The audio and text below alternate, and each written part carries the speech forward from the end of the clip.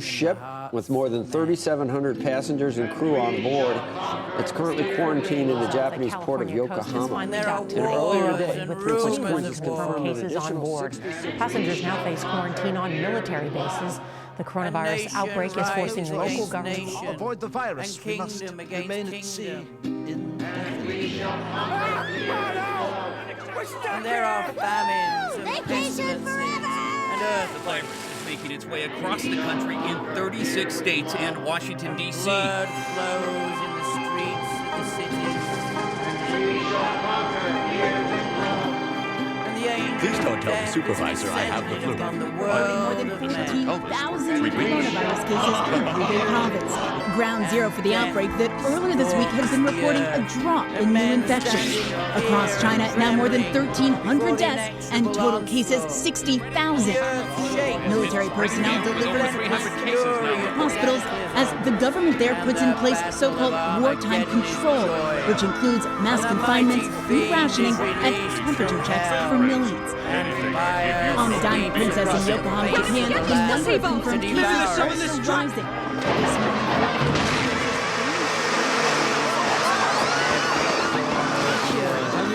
And in the papers, and they have killed people. Killer bees, also known as Africanized bees. I'm scared. I'm even worried with them. Rosemary Shibley never expected a nest of Africanized killer bees to shack up across the street from her. But I'm terribly allergic to them, and so are my grandkids. They're originally from southern and eastern Africa. Dr. Warren Kerr brought some to Brazil in 1956 and tried to mate them with the European bee, the kind that we're used to. But they got loose, took over, and moved all the way to the southern United States. Murder hornets. Right when you thought 2020 couldn't get any worse, murder hornets made their big U.S. debut. But are murder hornets as murderous as their nickname suggests? From the pit that is the center of the earth.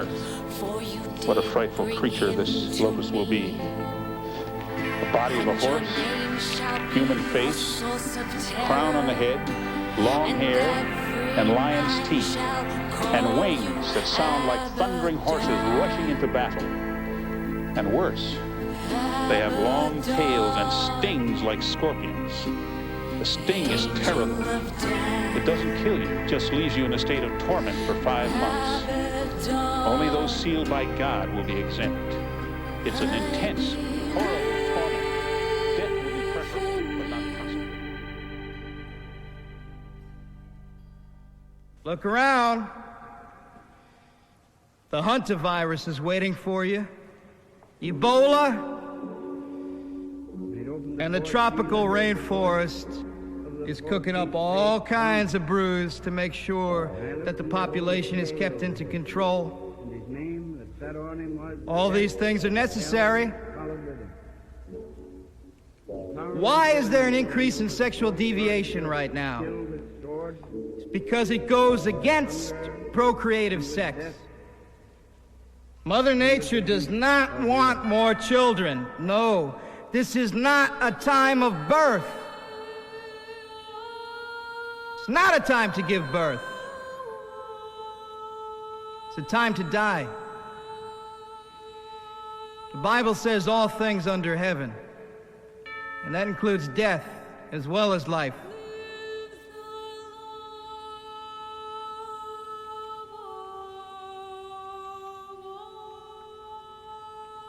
You out there, you comfortable ones, you point the finger. You say the junkie's the problem. You say the sexual deviant is the problem. You say the serial killer is the problem. You say the racist is the problem. You say the man that hates his fellow man is the problem. But they ain't the problem. You're the problem. The sexual deviant, the murderer, the serial killer, the taker of human life is the cure. You're the problem.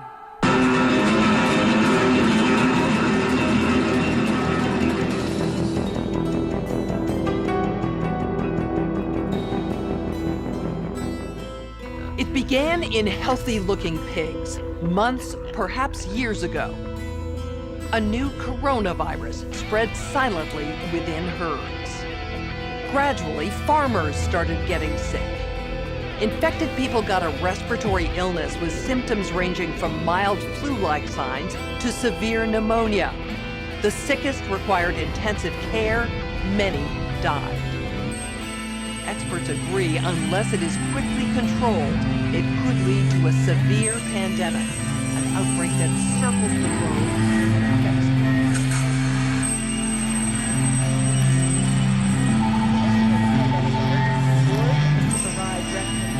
to deal with the major global challenges arising in response to an unfolding pandemic.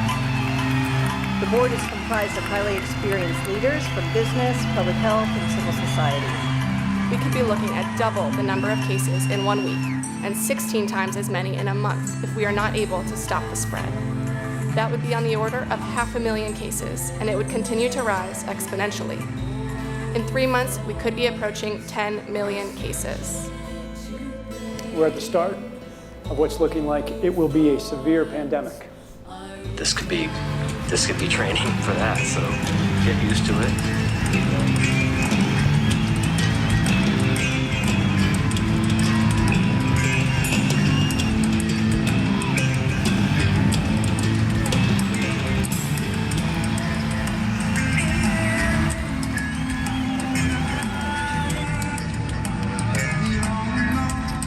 And not all of us are going to make it through those growing pains. I guess the hardest part as a human being to really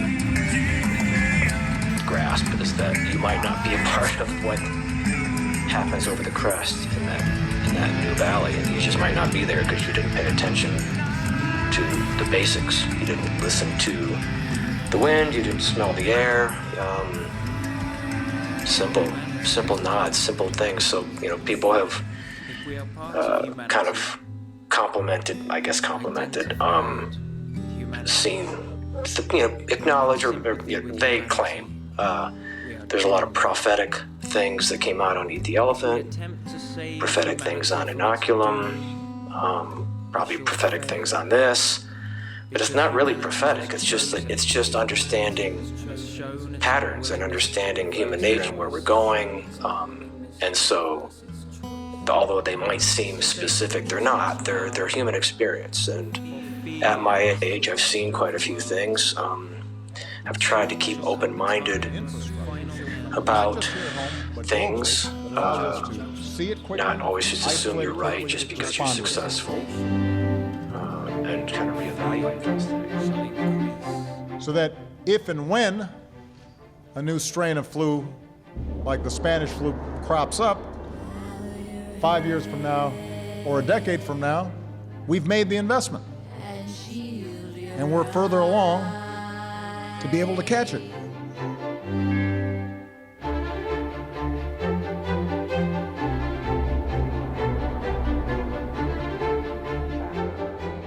The funding we're asking for is needed to keep strengthening our capacity here at home so we can respond to any future Ebola cases. It's needed to help us partner with other countries to prevent and deal with future outbreaks and threats before they become epidemics. We were lucky with H1N1 that it did not prove to be more deadly. We can't say we're lucky with Ebola because obviously it's having a devastating effect in West Africa, but it is not airborne in its transmission.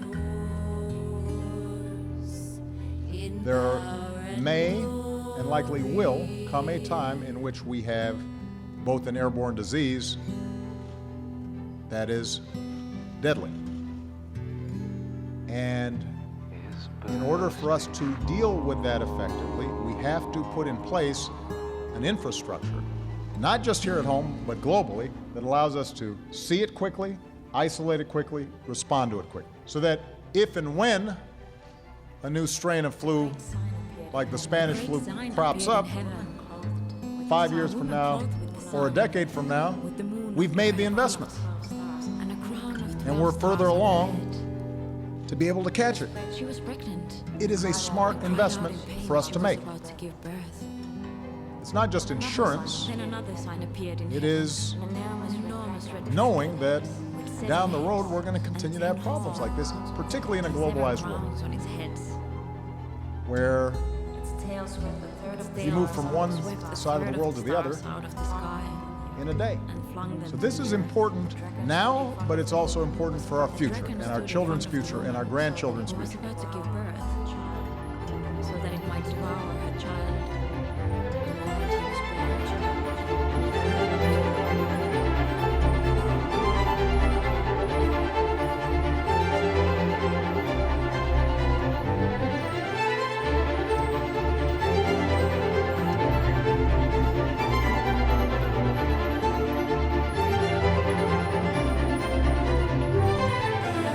I cannot think of a better example of an area where we should all agree than passing this emergency funding to fight Ebola and to set up some of the public health infrastructure that we need to deal with potential outbreaks in the future.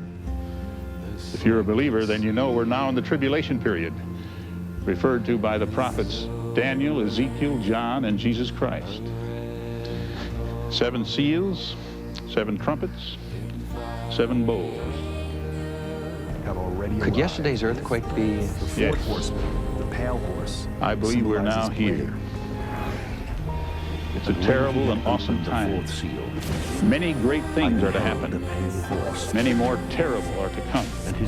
The whole earth will suffer, but especially Israel in this time of Jacob's trouble that Jeremiah called it. Pale horse How could things possibly be worse?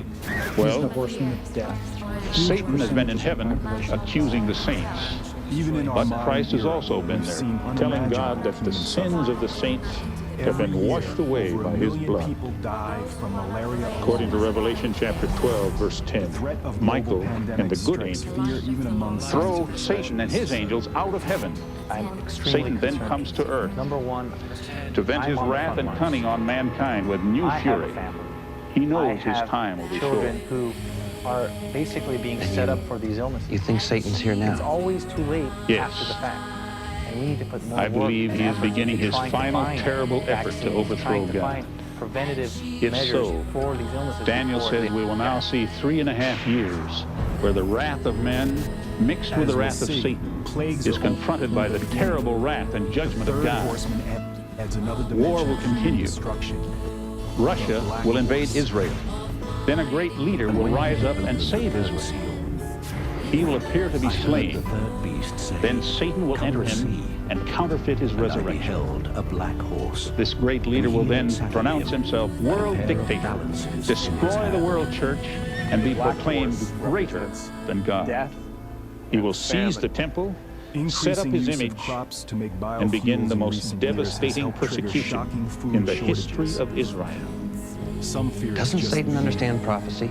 There's not enough Perhaps food not for the fully, world. People begin dying. but according to James 2:19, Tremendous food shortages. he knows God's word, Mass starvation. and he believes it. Good morning, guys. You know, we really did not believe it until we got here and we saw all these people really stocking up on all of these essentials. Now, this store specifically here in Chino Hills, we can confirm that they are out of paper towels and Kleenex and running low on water. The frenzy is real and it is happening here at this location. Take a look. This is video from earlier this morning. It was around 9:30 when people started lining up outside about 30 minutes before the store officially opened. You can see about 200 people in line, half of them saying they're here for toilet paper, water, some of the basic essentials, while other people, they're just shopping for food. The situation here yesterday, however, was so hectic, police were called after some customers started fighting over toilet paper and water. The chaos also happening at several stores yesterday. Take a look. This is video of a Costco in Woodland Hills. Again, a big line outside the store yesterday morning. The store there sold out of water due to the buying frenzy. We are now hearing that Costco is limiting customers to just 2 packs of water per member per day. Not sure if this is happening at all Costco locations. Viewers have been sending us videos showing the chaos in stores in Burbank, Van Nuys, and Del Rey. Also popular on social media, people posting pictures of empty store shelves selling out of things like hand sanitizer and disinfectant wipes. Customers are also stocking up on grocery items, supplies, especially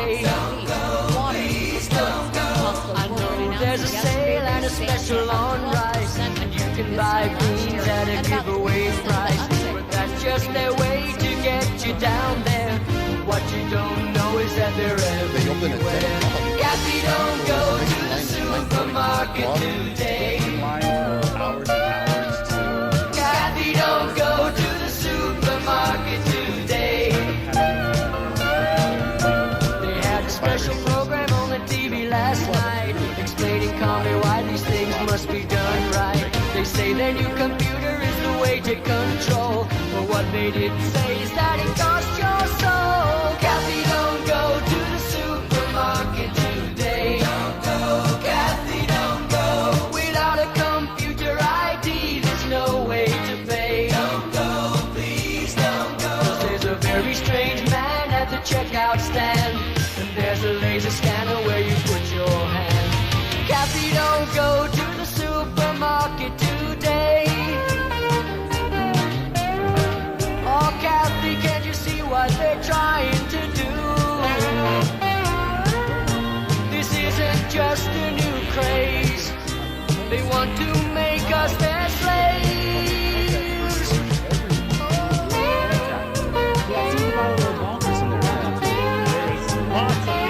More than normal, even on their busiest day.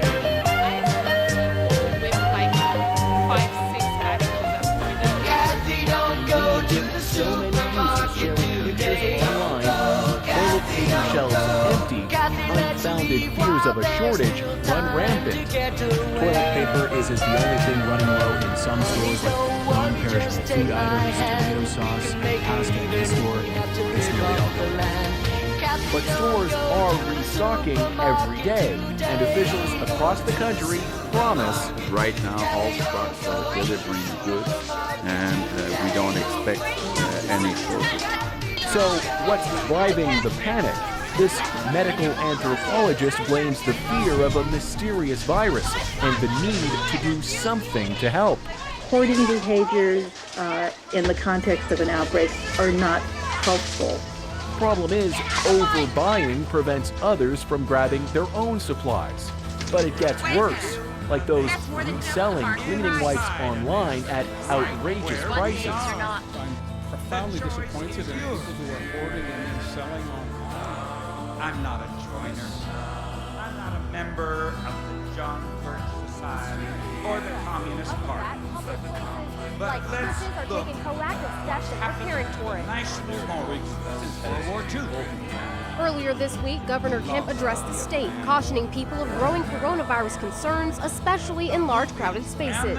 We now have 7 presumptive positives pending confirmation. A short time later, multiple churches throughout the metro announced they're converting their traditional Sunday services from a public gathering to a digital oasis. Megachurches like Passion City and Buckhead Church in Atlanta to Zion Hill Baptist Church in Alpharetta and dozens of others. And while many Georgia churches are temporarily closing their doors and opening their devices, New Birth has decided to remain open with all of the necessary health precautions in place. gathering with caution is the message. What do cars have to do with books, you might ask? The Trilateral Commission with the Council on Foreign Relations. You ever hear of them?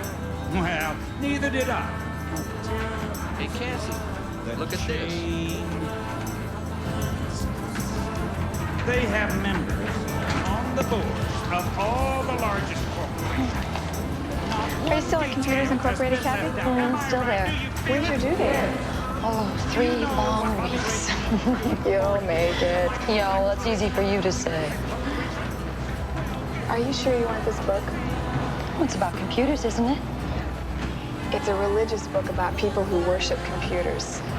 And getting a vaccine, which will bring us to the end of this. Just to get but their what attention. does opening up look like? Should we allow which these people to find activities themselves have, in the like tribulation schools, period, have scared such to death? benefit, can be done in a Or way get their that the risk of attention now while transmission something is can very be done? low? Yeah. And which activities, like Receiving mass Christ. gatherings, may be, in a certain sense, more optional. And so until you're widely you, Patty. I vaccinated, just those may find all not this prophecy stuff to be come back hard to believe. at all. Do you run out of Kleenex, paper towels, and toilet paper at the same time? You know it's true. It's all true. You remember how Governor White campaigned to get the MCC here. Do you know what their goal is? Huh? Well, Elvis did. Artificial intelligence? Huh? Robots. Oh, they'd like that, wouldn't they? Yes, sir. Sleep, sleep. 1 and 1 is not equal to. No, sir. No, sir. Silicon Gulch, Silicon Prairie, Silicon Hills, Silicon Valley. You better wait. It's late. I gotta get through my checkout lane before you get to It's late. Now move as quickly as you can. It's late. Then I'll wait for you outside. CBS. And the ABC. Like Apple Pay. The latest office innovation is a microchip planted in the skin and designed to replace the traditional keypad for opening doors, using a copier, buying food in the cafeteria. Employees at a vending company are going from the assembly line to front of the pack to get microchips. Do you think this is the future? It is the future, and we look at this as being responsible. The implant, which has been FDA approved, is the size of a grain of rice and is injected through the skin between the thumb and index fingers by a licensed ear surgeon. I think it's the wave of the future that we'll all have implanted chips that have our medical records. So we would do it. Sure. Okay. Because you're carrying around the phone anyway. This is a microchipping party. Hannah's getting an electronic chip implanted into her hand. Congratulations, Hannah. You've been shipped. How's it going? Good. I'm excited to see what you will do now. Can I touch it?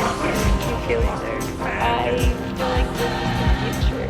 The next big thing that's A tiny microchip like this inserted just beneath the skin of your hand. Hey, Victor, don't hold up the line.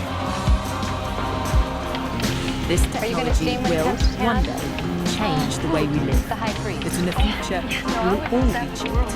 In Sweden, the microchips are already here.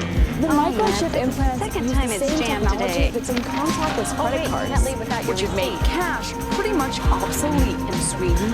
I'll be right back. I left my baby. Is a cashless society inevitable? How long will it take? Many countries are fast moving towards a cashless society. Between 2000 and 2015, non-cash payments in the U.S. grew by almost 400%. Venmo, the mobile app where people can pay each other on a smartphone, now processes $2 billion a month. This year, Apple added similar payment capabilities in iMessage. These free services are so popular, 30 major banks recently launched a competing product called Zelle. It would be better if we were more like Sweden, where cash is nearly been phased out. And the U.S. will get there too in another 5 to 10 years. There's no cost. It's the Chinese cashless revolution. Oh, it's happening in just 3 years. Transmission, physical handling of money. We encourage the use of cashless transactions. Mobile money.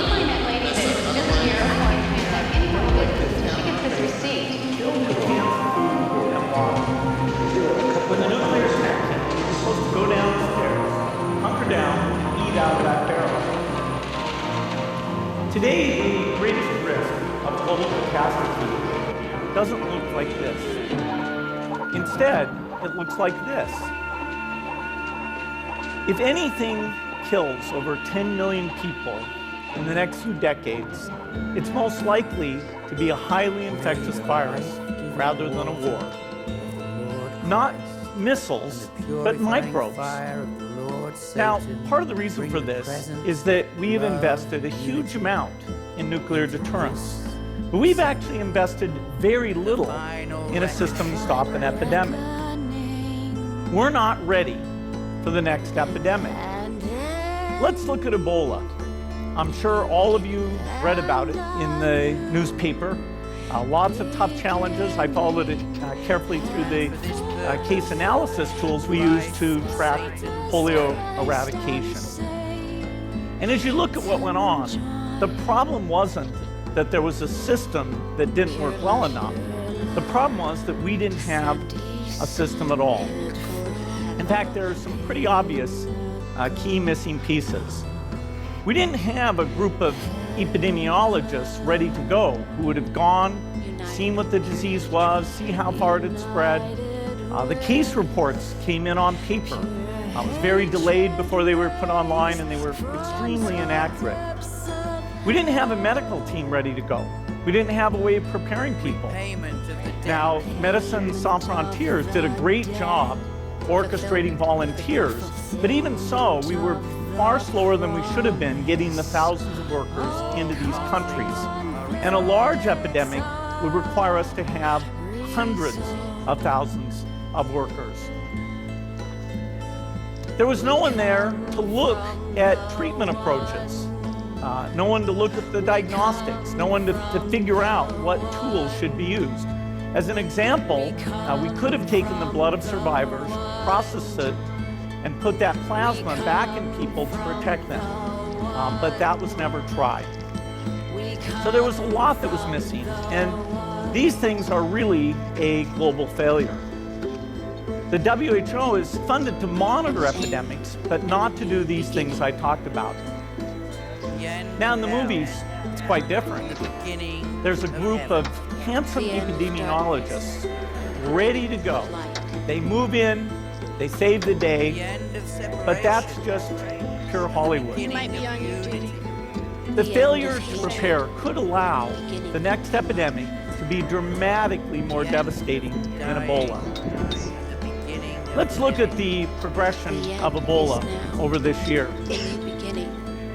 About 10,000 people died, and nearly all were in the 3 West African countries. There's 3 reasons why it didn't spread more. The first is there was a lot of heroic work by the health workers. They found the people and they prevented more infections. The second is the nature of the virus. Ebola does not spread through the air. And by the time you're contagious, most people are so sick that they're bedridden. Third, it didn't get into many urban areas, and that was just luck. If it had gotten into a lot more urban areas, the case numbers would have been much larger. So next time we might not be so lucky. You can have a virus where people feel well enough while they're infectious that they get on a plane or they go to a market. The source of the virus could be a natural epidemic like Ebola, or it could be bioterrorism. And so there are things that would literally make things 1,000 times worse. In fact, let's look at a model of a virus spread through the air like the Spanish flu back in 1918. So here's what would happen. It would spread throughout the world very, very quickly.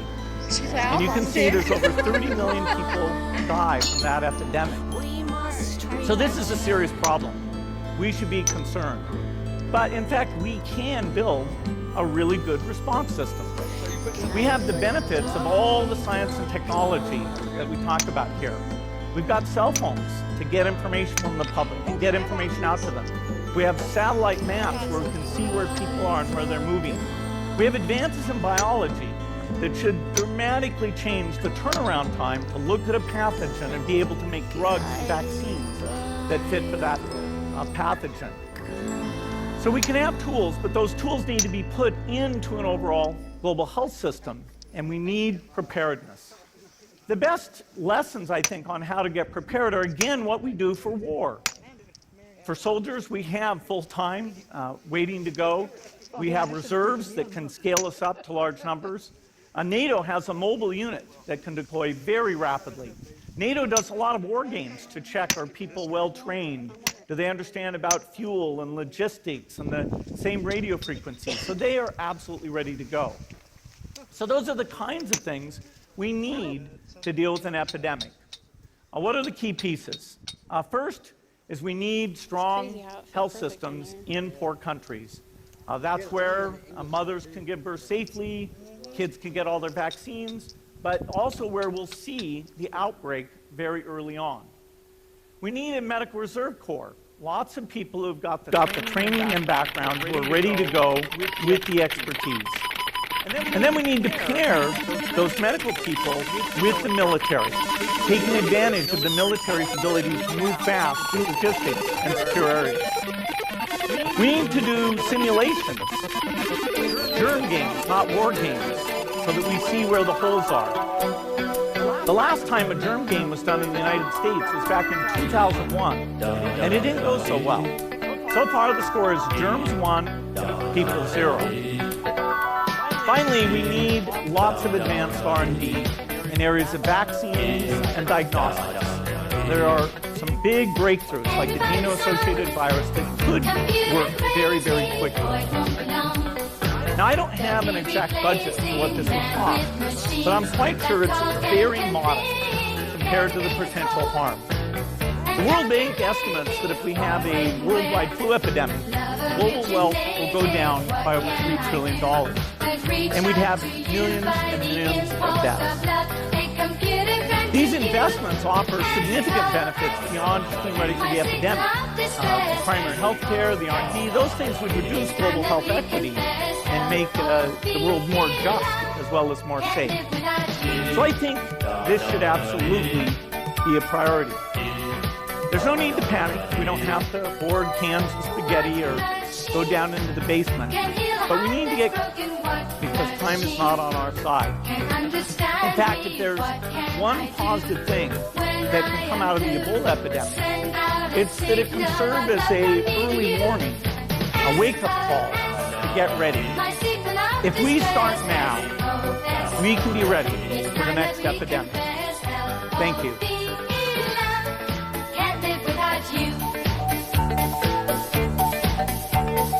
Love has outlasted man's machines. What's new today? Goes out of style.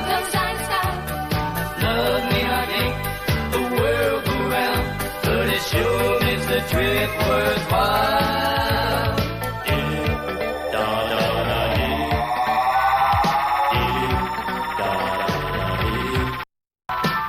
Everybody's fun, computer crazy, far away from where.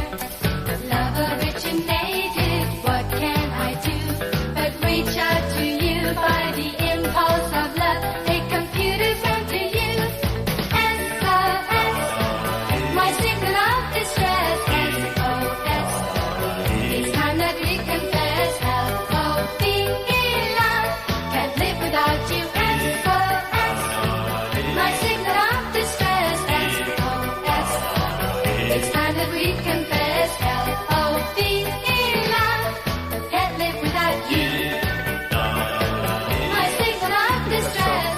Who's a recovered person, who's a vaccinated It's time that we person. confess. Eventually, what we'll have to have is certificates of who's a recovered person, who's a vaccinated person. We don't want to have a lot of recovered people.